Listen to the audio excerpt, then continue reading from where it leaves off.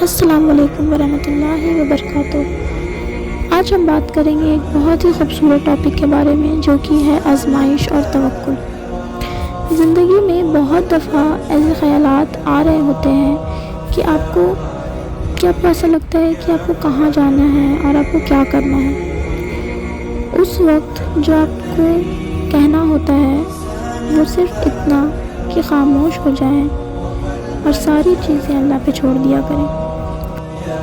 اور آپ کو پتہ ہے، جب آپ اپنی چیزیں اللہ پر چھوڑ دیتے ہیں نا، یہ سوچ کر کہ اللہ سنبھال لے گا، تو یقین جانیں پھر اللہ اس چیز کو بہت بہترین طریقے سے دیکھتا ہے، اور یقین جانیں میری اس بات کو، اللہ پاک اپنے بندے کے آنسو کو بھی ویسٹ نہیں ہونے دیتا۔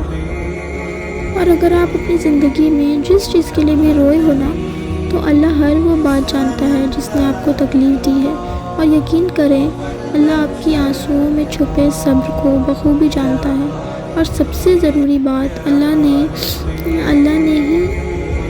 ہی تو آپ کو اس آزمائش میں ڈالا ہے نا، کیونکہ یہ بات حقیقت ہے کہ اللہ کسی کو دے کر آزماتا ہے تو کسی سے کچھ چھین کر آزماتا ہے۔ اور یقین جانیں میری اس بات کا، اگر آپ پر آزمائش آئی ہے نا، چاہے پھر وہ بڑی آزمائش ہو یا چھوٹی، ان ساری آزمائشوں کے بعد اللہ نے آپ کے لیے بہتری بھی رکھی ہوگی انشاءاللہ۔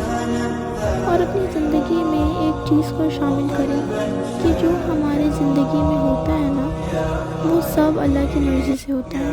اور ہم یہ بات جانتے ہیں کہ جو بھی ہماری زندگی میں ہوتا ہے وہ سب اللہ کی مرضی سے ہوتا ہے، اور اللہ کی مرضی ہمیشہ ہمارے حق میں بہترین ہی ہوتی ہے۔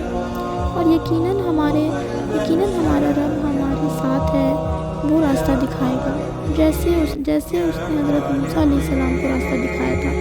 آپ اپنا توکل اپنے اللہ پر مضبوط رکھیے، ویسے ہی جیسے حضرت موسیٰ علیہ السلام نے کہا تھا سمندر کے سامنے کھڑے ہو کر کہ یقیناً میرا رب میرے ساتھ ہے اور وہ مجھے راستہ دکھائے گا، اور اللہ نے انہیں راستہ دکھایا۔ تو اسی طرح آپ سب کو بھی یہی کہنا ہے، جب بھی دل حد سے زیادہ بھاری ہو جائے نا، تو کہا کرے حسبنا اللہ و نعم الوکیل۔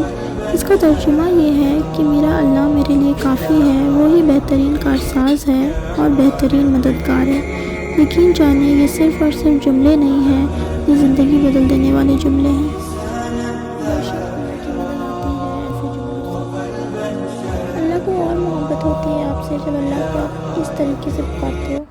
تو بیسیکلی آپ کو جو کرنا ہے نا، وہ یہ ہے کہ اپنے معاملات اللہ پہ چھوڑ دیں۔ اللہ پاک سب کے دلوں کے حال سے واقف ہے، ان کے لیے کچھ بھی مشکل نہیں۔ بے شک وہ آپ کی دعا سنیں گے بھی اور بہترین طریقے سے آپ کو عطا بھی کریں گے انشاءاللہ۔ بس آپ کو 2 چیزیں کرنی ہیں، صبر اور توکل۔ یقیناً آپ کا رب آپ کو سنبھال لے گا۔ Thank you for watching. اللہ حافظ۔